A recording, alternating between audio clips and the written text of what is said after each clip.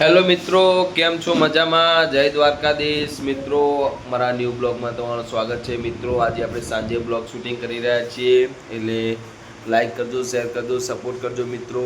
અને આજે આપણે બ્લોગમાં બતાવીશું કે મારા મમ્મી આજે શું રેસીપી બનાવી રહ્યા છે. જે રેસીપી બનાવશે પણ હું તમને બતાવીશ મિત્રો. મારા બ્લોગમાં બન્યા રહેજો મિત્રો. મારા મમ્મી પેલી રેસીપી બનાવી રહ્યા છે, પેલી મકા અને આ મકા મારા વાઈફ આવી રહ્યા છે. તમે જોઈ રહ્યા છો વિડીયોની અંદર.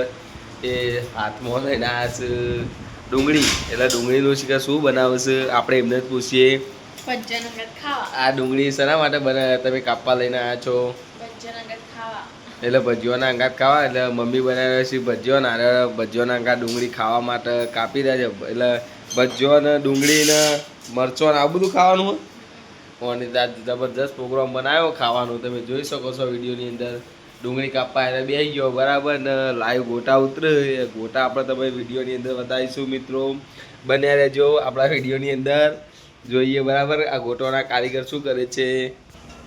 જો મિત્રો, મારા મમ્મી ગોટા બનાવી રહ્યા છે, ગોટા બની રહ્યા છે બરાબર મિત્રો. વિડીયોની અંદર તમે જોઈ રહ્યા છો ગોટા બની રહ્યા છે. મમ્મી કોક કે છો વિડીયોની અંદર કયો દાન હું બનાવો?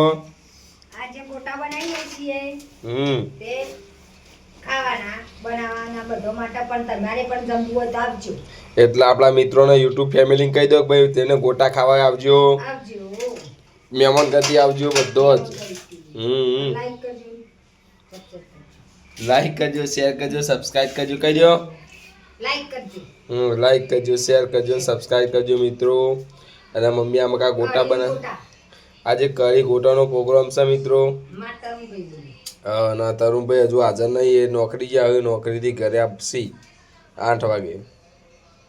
તો મિત્રો મમ્મી બનાવે છે ગોટા અને આમાં કા ડુંગળી વડાય છે. તમે જોઈ રહ્યા મારા બ્લોગની અંદર ને કાજલબેન કોઈક અલગથી જ બનાવી રહ્યા છે બરાબર. કાજલબેન શું બનાવે છે આપણે એમને પણ પૂછશું, કારણ કે બધા તો મિત્રો કાજલબેન બનાવી રહ્યા છે કઢી. પણ કાજલબેને બ્લોગમાં બોલવાની થોડી શરમ આવે છે, એટલે મિત્રો એ બ્લોગમાં બોલશે નહીં. પણ મારા વાઈફ કહેશે કે કાજલબેન શું બનાવે છે. ફરીથી બોલજો એકવાર, ફરીથી. કઢી બનાવવા ભજીયા અંગાત ખાવા.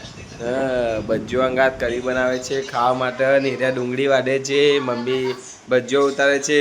એટલે અમારા ઘરમાં રસોઈયા ત્રણ રસોઈયા આજે 3 રસોઈયા કુકિંગ કરી રહ્યા છે, રેસીપી બનાવી રહ્યા છે મિત્રો. એટલે એમના માટે લાઈક શેર સપોર્ટ કરજો મિત્રો. લાઈક શેર સપોર્ટ કરવાનું ના ભૂલતા મિત્રો, કારણ કે મિત્રો જો આ ડુંગળી કાપવાનું ચાલુ કરી છે અમને. અને મિત્રો જો અમારા ઘરમાં મારા મમ્મી, મારા બેન, મારા વાઈફ એ બધું રોધવાનું કરે છે. અને મિત્રો મારા દાદી શાંતિથી બેઠા છે બરાબર. એટલે આપણે દાદી જોડે જઈને થોડી વાતો કરશું, એ પણ તમને બ્લોગમાં બતાવીશું મિત્રો.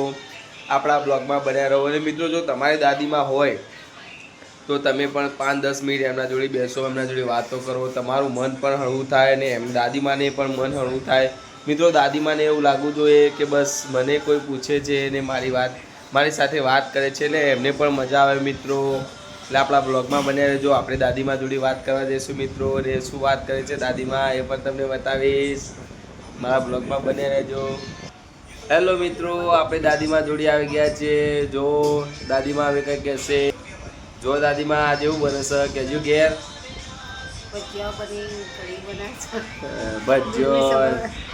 ભજીયો અને કઢી ને એવું કહેવાય ડુંગળી સમારાય છે મકા. અને અમે દાદીમા બે નવરો આવીએ એટલે વિડીયો બનાવીએ. એટલે હું દાદીમા ને હું ટીવી ચાલુ કરીએ એટલે શાંતિથી દાદીમા ટીવી જોશી મિત્રો, કારણ કે અમારા દાદીમા ટીવીનો શોખ વધારે છે. દાદીમા શક નહીં શોખ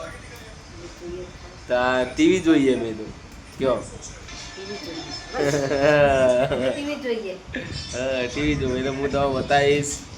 તો મિત્રો તમે મારે બ્લોગની અંદર જોઈ રહ્યા છો મારા દાદીમા અને મારા વાઈફ બંને બેઠા છે મિત્રો. આપણે દાદીમા માટે ટીવી ચાલુ કરી દીધી છે, તમે જોઈ રહ્યા છો. દાદીમાને ટીવી જોતા આવડે ખરા, પણ ચાલુ કરતા નથી આવડતું મિત્રો, એટલે હું ચાલુ કરી આપીશ મિત્રો. તમે બ્લોગની અંદર જોઈ શકો છો દાદીમા માટે આપણે ટીવી ચાલુ કરી દીધી છે, અને દાદીમા શાંતિથી બેઠા બેઠા ટીવી જોવે છે.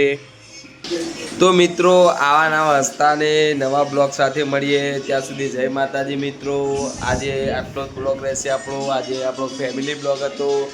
તો મિત્રો સપોર્ટ કરજો. જય માતાજી.